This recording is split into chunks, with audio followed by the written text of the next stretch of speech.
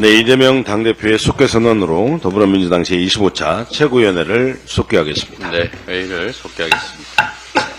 발언은 우리 대표 먼저 하시죠. 네, 다음으로 박찬대 최고위원회 발언이 있겠습니다. 박찬대 원내대표님의 발언이 있겠습니다. 그래서 안 한 거예요? 아닙니다. 최고 원내대표 박찬대입니다. 검찰의 명백한 범죄 행위에 분명한 책임을 묻겠습니다. 검찰이 도이치모터스 주가 조작 의혹과 관련해 김건희 여사를 무혐의 처분하면서 국민을 농락한 사실이 드러났습니다. 압수수색 영장을 청구했지만 법원이 기각했다는 검찰이 설명과 달리 검찰은 도이치모터스 주가 조작 관련해서 압수수색 영장을 청구한 적이 없다는 사실이 들통난 것입니다. 국민을 바보 취급하지 않는 이상 일어날 수 없는 천인공노할 일입니다. 차고 넘치는 뚜렷한 범죄 혐의에 면죄부를 준 것도 큰 문제인데 거짓말로 국민을 속이는 게 가당키나 한 일입니까? 검찰이 수사기관이 아니라 범죄 피의자를 변호하고 국민을 상대로 사기치는 범죄 집단으로 전락했습니다. 검찰의 심각한 직무유기와 대국민 사기극을 결코 묵과할 수 없습니다. 반드시 합당한 책임을 묻겠습니다. 검찰의 터무니없는 수사 결과는 곧 김건희 특검의 필요성과 정당성을 웅변하고 있습니다. 민주당은 지금까지 드러난 범죄 의혹들을 총망라한 김건희 특검법을 지난주에 발의했습니다. 김건희 특검을 반드시 관철해 권력의 애완견으로 전락한 검찰이 그토록 감추고 싶어하는 권력의 초악한 진실을 특검으로 낱낱이 밝혀내겠습니다. 윤석열, 김건희 부부냐, 나라와 국민이냐, 이제 결단해야 합니다. 국가기관이 죄다 나서서 김건희 여사 한 명의 범죄 의혹을 덮으려고 억지를 부리다 보니 나라가 망가질 대로 망가지고 있습니다. 국민권익위원회는 건의권익위원회로, 검찰은 김건희 애완견으로, 국민의힘은 방탄의 힘으로 전락했습니다. 한동훈 국민의힘 대표도 마찬가지입니다. 국민의 눈높이에 맞추어야 한다, 민심을 따라야 한다고 주장하더니 정작 민주당이 발의한 김건희 특검을 반대합니다.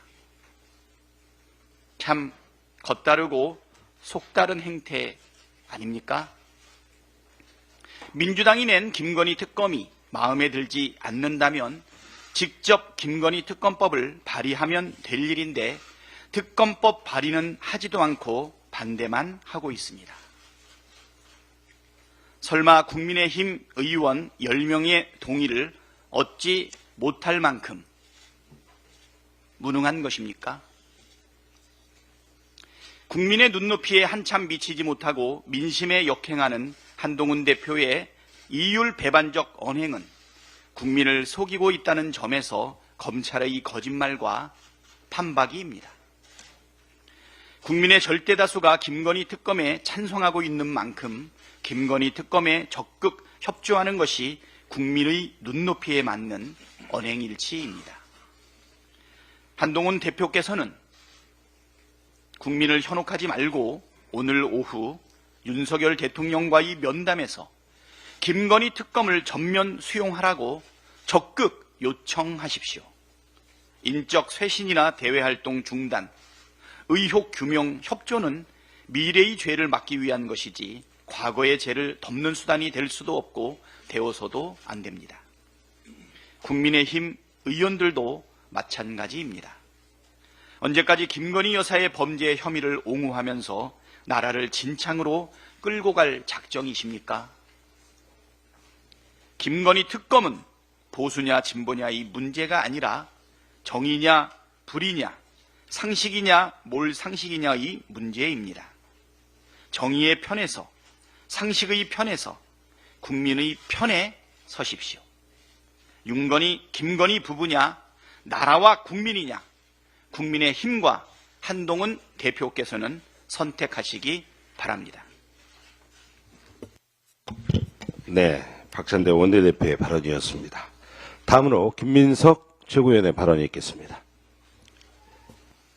김건희 2단 왕국을 막아야 합니다. 친일파, 돈냄새, 사이비 2단, 이 세 가지가 김건희 권력의 본성입니다. 주가 조작에서 인사 개입으로 이어진 김건희 게이트의 끝은 친일 2단 왕국입니다. 망하는 권력은 항상 2단과 붙었습니다. 신돈, 최태민, 최순실이 그랬습니다.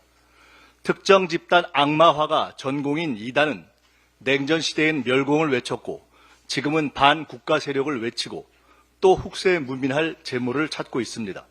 천공, 무정, 김건희를 작은엄마라 부른다는 칠상시의 영험한 아버지 등 너무 많은 사이비 2단이 현 정권의 중심을 휘감고 있습니다.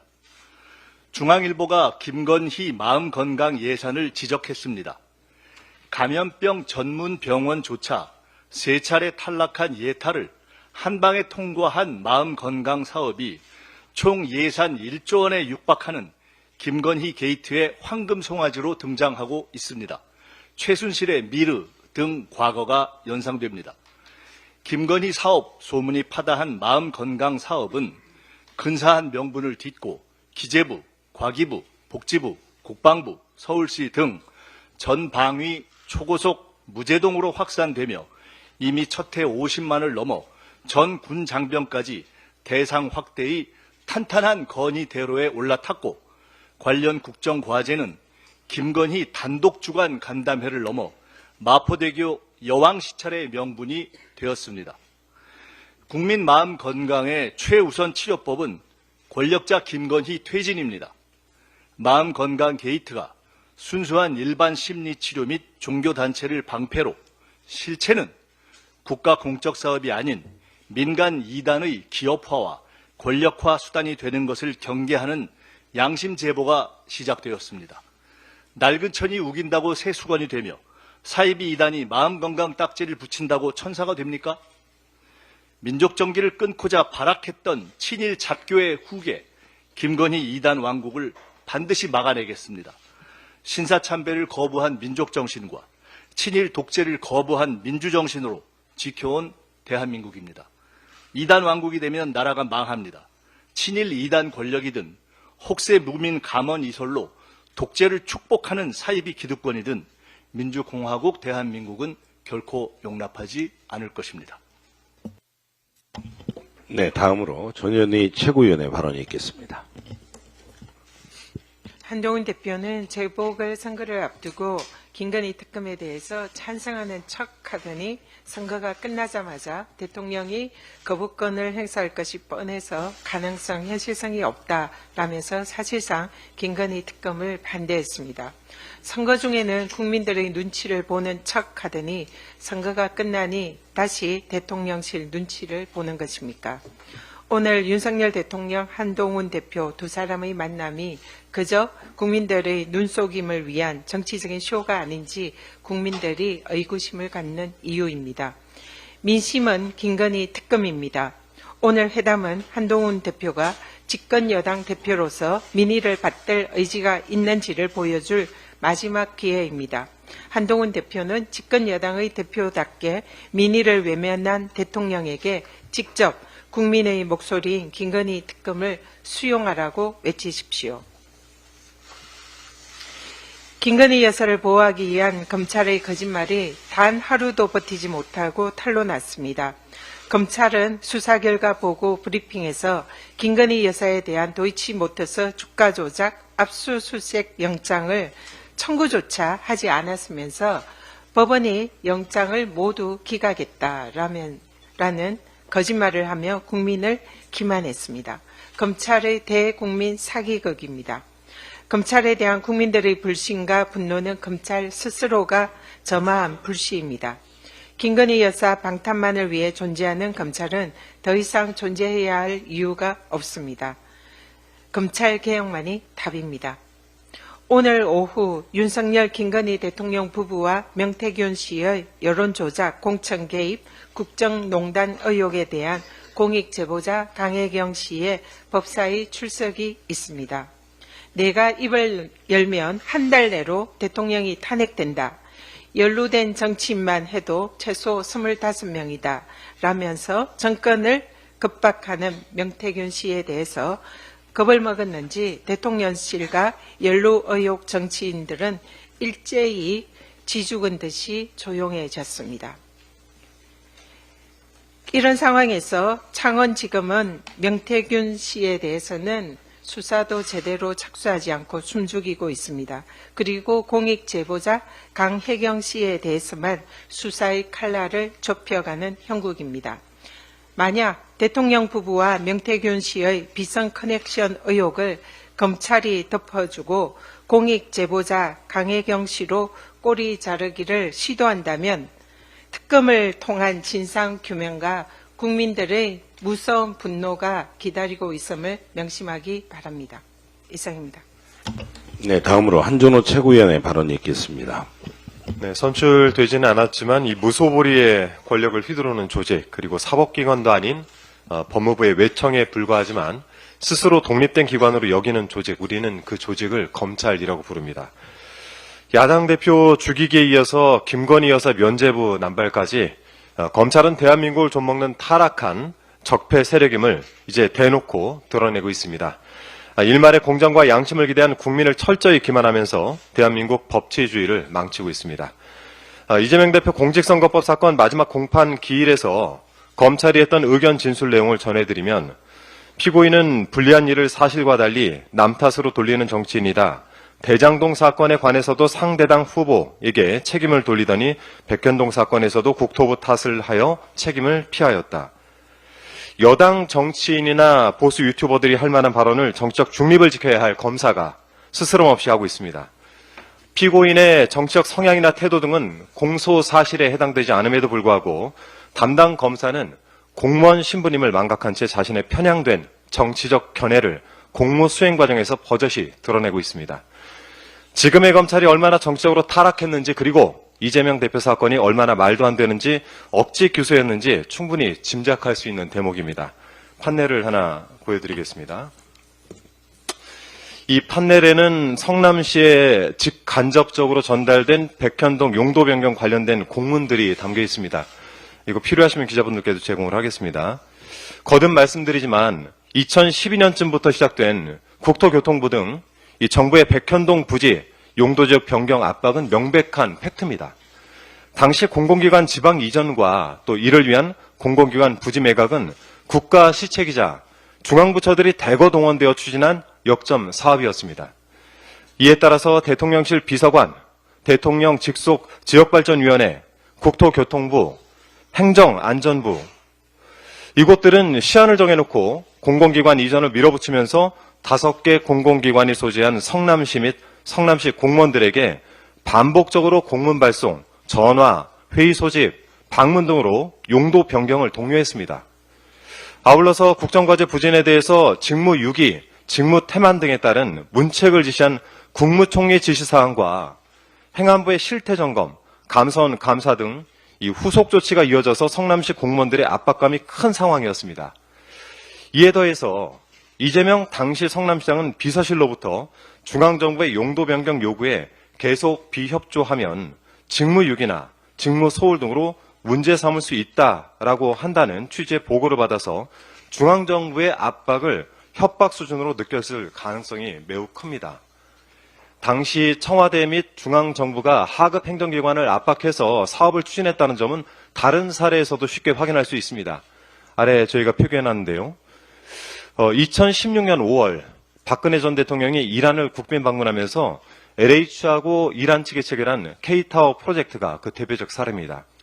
해당 MOU에서 청와대 지시로 미르재단이 해당 사업 주체로 지정됐다는 의혹이 불거졌는데 2017년 국토교통부 자체 조사 결과에는 사실상 BH 산업비서관의 지시에 의해 K타워 사업이 추진된 것으로 보임, BH 산업비서관이 강력히 추진을 요청해 LH에서 강한 압박을 느꼈다고 한다는 점 등이 기재되어 있습니다. 이처럼 강압적인 지시에 의해 일 처리하는 것은 박근혜 정부 시절 만연했던 방식이었고 또 공공기관이나 지방자치단체는 강한 압박을 받을 수밖에 없었다는 점을 확인할 수가 있습니다. 검찰은 이러한 명백한 팩트를 무시하고 공무원의 본분을 저버린 채 윤석열 정권의 정적 제거 시도에 앞장서고 있습니다. 이재명 대표의 공직선거법 사건은 검찰에 편향된 정치적 견해나 스토리 창작에 의해서 판단될 사안이 아닙니다. 인권과 법치의 최후 보루인 법원에서 검찰의 저열한 술수에 현혹되지 않고 올바른 판단을 해주실 것을 믿습니다. 이상입니다. 네, 다음으로 김병주 최고위원의 발언이 있겠습니다. 네. 북한과 러시아의 군사 동맹이 현실화했습니다. 북한이 러시아를 돕기 위해 우크라이나 전쟁에 병력을 보내기 시작한 것으로 보입니다. 세계 평화를 위협하는 위험천만한 행위입니다. 북한과 러시아의 이 같은 행위에 대해 강력히 규탄하며 병력을 보내는 것을 당장 중단하고 철수할 것을 촉구합니다. 특히 이처럼 안보 상황이 악화한 것은 윤석열 정권의 책임도 큽니다. 앞서 윤석열 대통령은 지난해 7월 우크라이나를 방문해서 생즉사, 사즉생의 정신으로 함께 싸우면 자유와 민주주의를 지켜낼 수 있을 것이라고 말했습니다. 또 미국, 폴란드 등을 통해 우크라이나에 한국산 포탄을 우회 지원했다는 의혹도 제기된 바 있습니다. 이는 러시아를 자극하는 것은 물론 적대국으로 만드는 결과를 초래했습니다. 건드릴 필요 없는 벌집을 건드린 것과 같습니다. 윤석열식 갈라치기 외교가 북러 군사동맹에 빌미를 제공한 요인 중 하나라는 평가가 나오는 이유입니다. 결국 그 피해는 우리 국민이 감당해야 할 몫입니다. 정부는 국민이 안심할 수 있도록 신중하게 현 상황을 관리해야 합니다.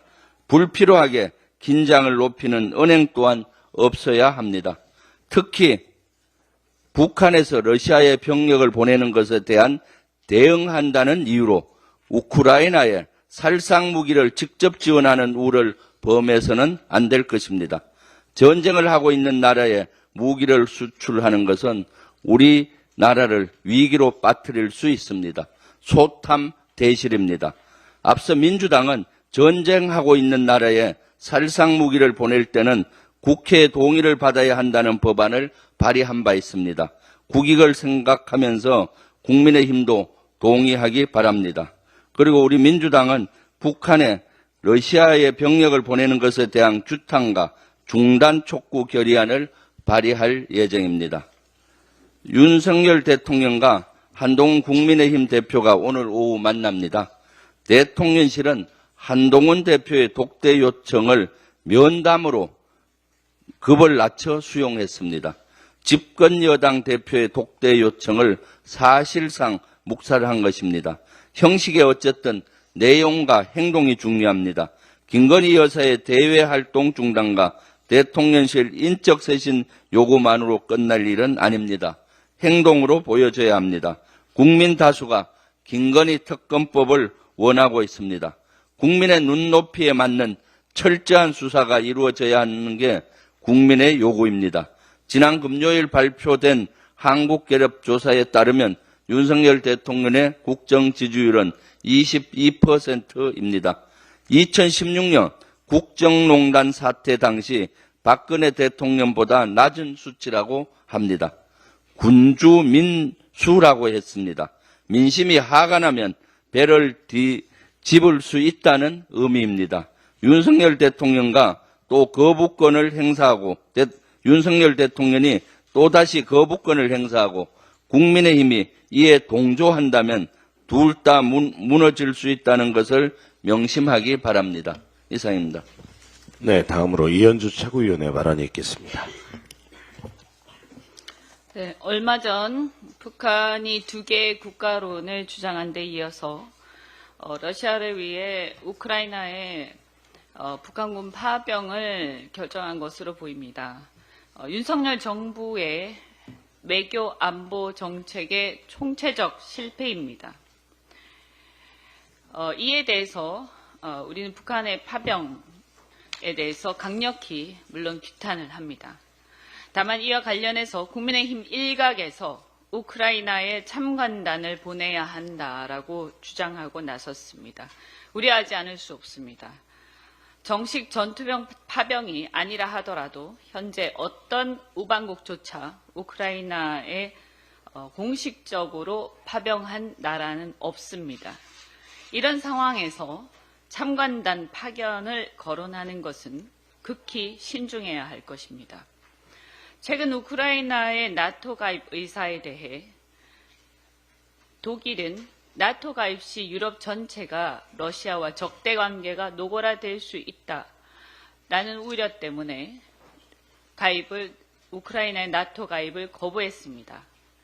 그리고 다른 회원국들도 부정적 기류를 보이고 있습니다. 게다가 다가오는 미 대선이 끝난 후 우크라이나전의 극적 종식 가능성도 배제할 수 없습니다. 이런 상황에서 우리 대한민국의 경우 한반도 평화와 국민의 생명과 안전을 위해서 우크라이나전의 확전을 경계해야 합니다. 또한 러시아와 상호 매우 밀접한 경제적 이해관계를 맺고 있으므로 철저히 우리 국익을 우선해서 생각해야 할 것입니다. 러시아는 우리와 매우 큰 무역 상대국이고 향후 북극 항로 개척을 비롯해서 매우 많은 경제적 이해관계를 갖고 있습니다. 또한 향후에 북핵 관리 문제를 비롯해서 대만 정세가 악화될 경우를 대비하더라도 한러 관계의 우호적 관리는 필수적입니다. 이런 상황에서 북한의 파병에 대해서 아무리 참관단이라 하더라도 경솔한 발언을 절제해야 할 것입니다. 대한민국의 국익의 관점에서 신중하게 대응하기를 바랍니다. 검찰이 지난 김건희 여사의 도이치모터스 주가 조작 불기소 처분과 관련해서 영장 기각과 관련한 거짓말을 한 것이 한 사실이 드러났습니다. 왜 이런 거짓말을 한 것일까요? 김건희 여사의 주가 조작이 무혐의라는 그 결론에 대해서 검찰 스스로도 떳떳하지 못하고 민심이 설득되지 않을 것이라는 걸 알고 있기 때문에 변명에 급급하다 보니 이런 억지스런 거짓말까지 하게 된 것이라고 생각합니다. 하긴 검찰 수사심의위원회는 들어봤어도 레드팀이라는 것은 듣도 보도 못했습니다. 이 역시도 스스로 수긍이 안 가니까 법적 근거도 없는 레드팀이라는 기상천외한 말까지 동원해서 쇼를 한 것 아닙니까? 종합하면 결국 검찰 스스로 자신들의 수사 결과가 납득하기 어려웠던 것임을 알 수 있습니다. 결국 도둑이 제발저린 것입니다.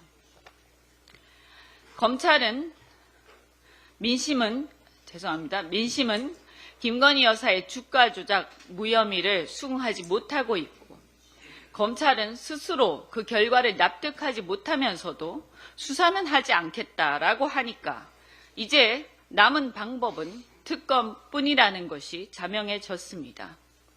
이제는 누구도 특검을 반대할 명분이 없게 되었습니다. 오늘 윤석열 대통령과 한동훈 대표가 만난다는데 제가 한동훈 대표라면 대통령께 이렇게 묻겠습니다. 대통령께서 대한민국의 국정을 택할 것인가 아니면 부인을 택할 것인가 이렇게 묻겠습니다. 지금 대한민국은 남북관계, 국제관계, 민생, 그리고 경제 등등 나라 안팎으로 국정이 위기입니다. 혹 어떤 녹취록에서 나오는 것처럼 김 여사 없이 대통령은 아무것도 모르는 바보라서 그렇습니까? 한동훈 대표가 줏대가 있다면 보여주시기 바랍니다. 네, 다음으로 송순호 최고위원의 발언이 있겠습니다. 예, 반갑습니다. 더불어민주당 최고위원 경남도당위원장 송순호입니다. 김 여사를 기소하는 게 정치검사, 이창수 서울중앙지검장이 국감장에서 한 발언입니다. 죄 있는 사람을 기소하지 않는 것이 정치검사라는 것은 누구나 아는 상식입니다. 그런데 김건희를 기소하는 게 정치검사라니 이게 서울중앙지검장이 할 소리입니까? 대통령의 부인 김건희를 지키기 위해 검사의 배알도 팔아버리는 자가 서울중앙지검장이라는 것에 그저 헛웃음만 나옵니다. 검찰은 지난 17일 김 여사의 사무실과 주거지, 휴대폰에 대해 압수수색 영장을 청구했지만 법원에서 기각했다고 설명했는데 그 말은 새빨간 거짓말로 드러났습니다. 검찰의 대국민 사기극입니다.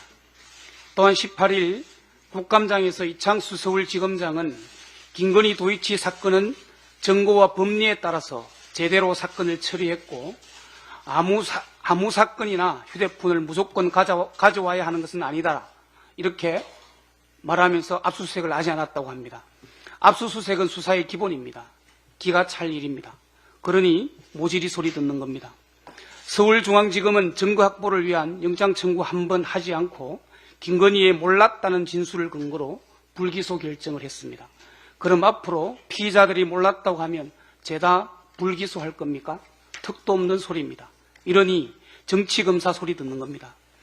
도이치 사건 주요 관계자인 건호수 전 도이치모터스 회장, 이종호 전 블랙펄 인버스터 대표, 1차 주포 이씨, 2차 주포 김씨 등에겐 주거지와 휴대전화, 계좌 등에 대한 압수수색을 진행했습니다. 그런데 김건희에겐 고작 한 것이라고는 갱호초 부석 건물로 불러 검사 자신들의 휴대전화까지 반납하고 6시간 맨남한 게 전부입니다. 그러니 콜검 소리 듣는 겁니다. 도이치 사건 관련 김건희는 공소장에 289차례, 1심 판결문에 37차례, 2심 판결문에 878차례나 등장을 합니다. 또한 도이치 사건 등 통정매매 98건 중에 김건희의 계좌 이용이 47건으로 거의 절반에 이릅니다. 이런데도 김건희에 대한 주거지와 휴대폰 등에 대해 압수수색 한 번 하지 않았습니다. 그런데 어떤 사람은 법카 7만 8천 원 때문에 130번의 압수수색을 당했습니다. 모든 국민은 법 앞에 평등합니다. 김건희는 특수계급인가 봅니다. 법 앞에 평등은 온데간데였고 검사가 대통령 부인의 주구가 되었습니다. 그래서 계검 소리 듣는 겁니다. 여당은 검찰이 수사 중이니 수사 결과를 보고 수사가 부진하면 특검을 검토하자고 해왔습니다. 검찰의 수사는 부진을 넘어 부실했습니다. 이제 여당도 자신들의 말에 책임을 질 때가 되었습니다. 서울중앙지검은 대통령 부인의 변호사를 자처하며 거짓말까지 서슴지 않았습니다. 그래서 국민들은 10월 17일을 검찰 사망선고일이라 부릅니다. 검찰은 죽었습니다. 이제 진실은 특검뿐입니다. 우리 민주당은 국정을 문란케 한 검사 탄핵을 신속히 추진하고 국정문란과 국정농단의 책임을 묻기 위해 김건희 특검도 반드시 성사시키겠습니다. 마지막으로 윤석열 대통령에게 묻습니다. 나라냐 부인이냐 양자택일입니다. 내 처지가 그럴 처지가 아니다 라고 회피하지 마시고 화끈하게 김건희 특검합시다. 국민의 60% 이상이 김건희 특검을 바라고 있습니다. 감사합니다. 마지막으로 이재명 당대표의 발언이 있겠습니다. 네, 올해 노벨 경제학상을 3인이 받았는데 국가 간 번영의 차이를 연구한 실적을 인정받았다고 합니다. 이들은 국가의 성공이 포용적 정치 경제 제도에 달려 있다라고 주장했습니다. 그리고 포용적 제도를 선택한 대한민국을 대표적인 성공 사례의 하나로 꼽기도 했습니다. 그런데 과연 현 윤석열 정부 정책이 이에 부합하느냐라고 한번 비교해 보면 그렇지 못한 것 같습니다. 예를 들면 이렇습니다. 빚을 못 갚는 자영업자가 또 늘었습니다.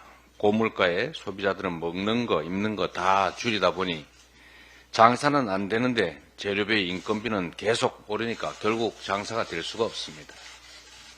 극단적인 양극화, 불공정, 불평등 이런 것들이 결국은 포용적 정치 경제 제도를 훼손하고 있는 것입니다. 수장자들은 또 제도 구축은 오래 걸려도 무너지는 것은 한순간이라고 얘기했다고 합니다. 딱 대한민국 경제 시스템을 놓고 하는 얘기 아닌가 싶습니다. 민주당이 그간 제안하고 또 일부 시행했던 소비 쿠폰 이런 정책은 단순한 퍼주기가 아닙니다. 경제를 살리기 위한 대표적인 포용적 제도이고 또 성장을 위한 마중물이라는 사실을 세계적 석학들이 증명하고 있습니다. 벼랑 끝에 몰린 자영업자와 서민들을 살릴 수 있는 대책을 정부가 신속하게 마련해 주시기 바랍니다. 우리 민주당도 적극 협조하겠습니다. 정책은 저작권이 없습니다. 누가 한들 무슨 상관이 있습니까? 잘하기만 하면 칭찬받습니다.